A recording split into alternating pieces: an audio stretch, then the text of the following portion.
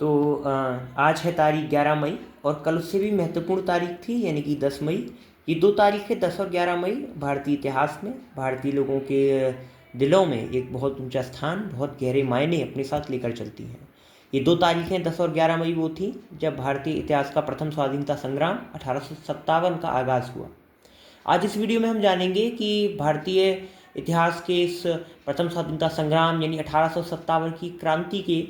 क्या कारण रहे, ये कैसे शुरू हुई, भारत पर, भारत के इतिहास पर, भारत के लोगों पर इसके क्या प्रभाव पड़े, और अंत में कि इस क्रांति का दमन जो हुआ उसके क्या कारण थे, कैसे जो है इस क्रांति को दबाया गया, इसमें क्या कारण सामने आए, उनके बारे में हम बात करेंगे। तो सबसे पहले यदि हम कारणों पर आए तो इसके जो है दोनों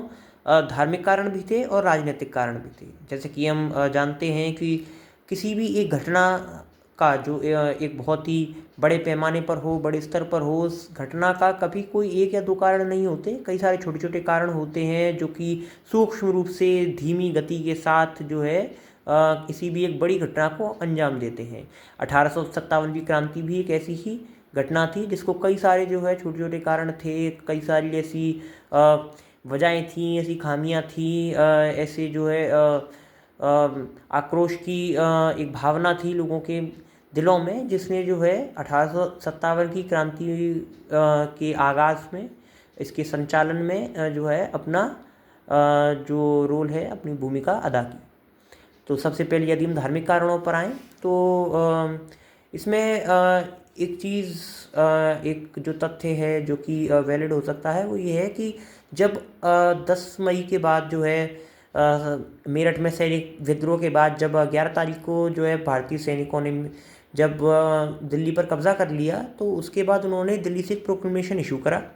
इस प्रोक्लेमेशन में ये बात थी कि इन दिनों अंग्रेज़ सरकार जो है, ईस्ट इंडिया जो कंपनी है, उसका एक जो नया जो एजेंडा है, जो एक नई नीति है, वो है कि जो भारतीय जो लोग हैं, विशेषतर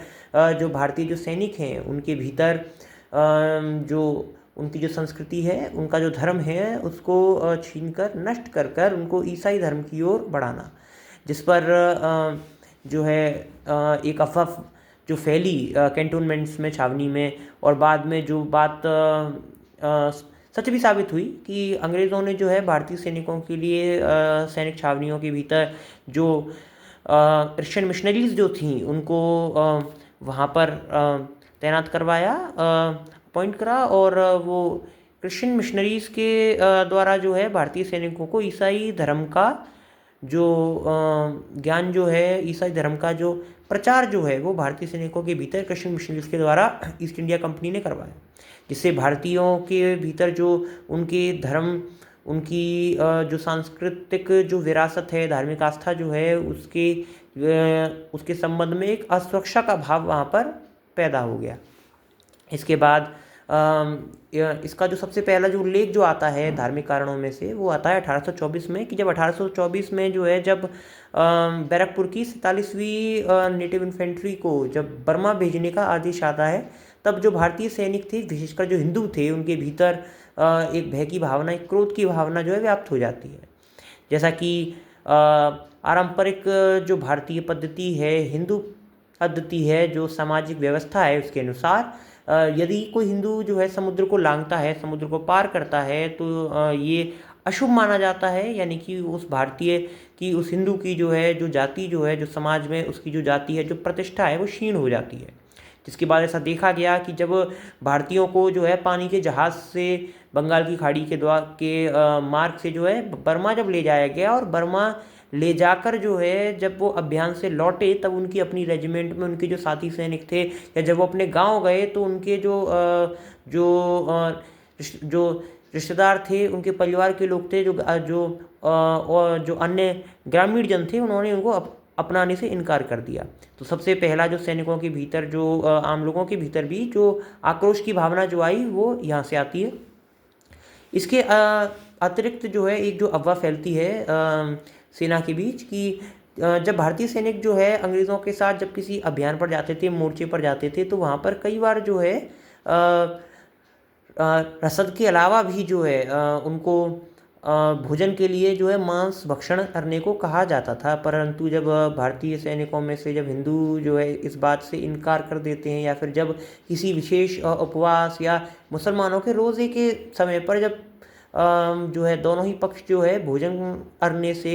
या फिर मांस भक्षण से जब इनकार कर देते हैं, तब अंग्रेज़ जो है उनकी इस आस्था को तोड़ने के लिए जो कदम उठाते हैं, जो फिर अफवाह फैलती है सेना में कि अंग्रेज़ सैनिक जो है भारतीय सैनिकों के लिए जो